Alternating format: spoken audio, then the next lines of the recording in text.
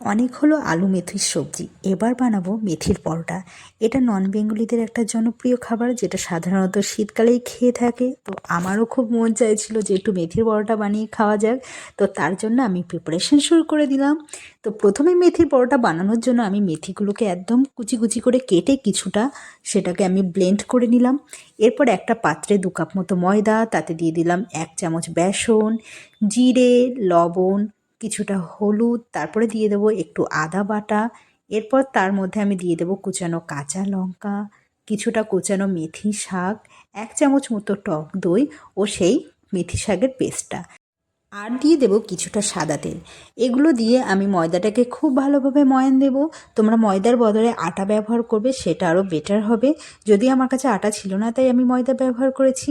এরপর আমি অল্প অল্প জল দিয়ে ময়দাটাকে খুব ভালোভাবে মুথে নেব ও একটা সফট ডো তৈরি করে নেব। এরপর সেটাকে আমি কিছুটা অয়েল ব্রাশ করে আমি সেটাকে 30 মিনিটের জন্য ঢাকা দিয়ে রাখবো। টানটাডাং, 30 মিনিট পরে দেখবো ময়দাটা বেশ সফট হয়ে গেছে। এবার সেটাকে আরেকটু মুথে নিয়ে সেখান থেকে 6টা লেচি আমি বানিয়ে নেব। গোল গোল করে 6টা লেচি আমি সমান মাপের আমি কেটে নেব। এরপর সেই লেচিগুলোকে সুন্দর করে হাত দিয়ে একটু গোল শেপ করে সেটাকে অল্প কিছুটা ময়দা দিয়ে আমি ভালোভাবে গোল শেপের বানানোর চেষ্টা করব। কারণ আমার রুটি গোল শেপের সাধারণত হয় না, আর যদি সেটা সকালে বানাই খুব তাড়াহুড়ো থাকে, গোল শেপ তো জীবনেও হবে না। তো যাই হোক, আমি যতটা পারি ঠিক ততটাভাবে আমি করে যাব, কারণ আমি এটাকে গোলভাবে বেলে রাখবো না।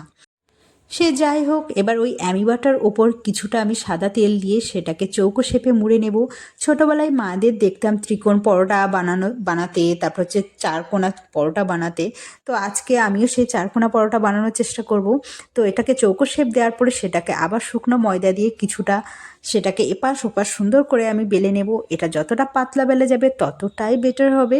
তো আমার ক্ষমতায় যতটুকু দাঁড়ায় আমি ততটুকুভাবে পাতলা করেছি। এরপর একটা প্যানকে আমি প্রিহিট করে নিয়েছিলাম। তারপর সেই পরোটাটা আমি প্রথমে শুকনোভাবে মানে শুকনো খোলায় এদিক ওদিক ভালোভাবে সেঁকে নেব। পরোটা যখন কিছুটা কাঁচা কাঁচা ভাব কমে যাবে তখন তার দুই পাশে, তখন দিয়েছিলাম এক পাশে, এখন দিয়ে দেব দুই পাশে সাদা তেল। সাদা তেল দিয়ে পরোটাকে আমি খুব ভালোভাবে ভেজে নেব। একটু লাল লাল করে একটু গায়ে দাগ দাগ করে ভেজে নেব, তাহলে ভিতরটাও বেশ সুন্দরভাবে ভাজা হবে আর সফট হবে আর ক্রাঞ্চিও হবে। তো আমি এপাশ ওপাশ ভালো করে লাল লাল করে পরোটাগুলো ভেজে নেব। এই যে ঠিক একটা পরোটা ভাজা হয়ে গেছে, কি সুন্দর দেখতে লাগছে না, পুরো হারা ভরা। তো ঠিক এমনভাবেই এক এক করে আমি পুরো 5টা 6টা যে কটা পরোটা হয়েছিল সব কটাই আমি ভেজে নিয়েছিলাম।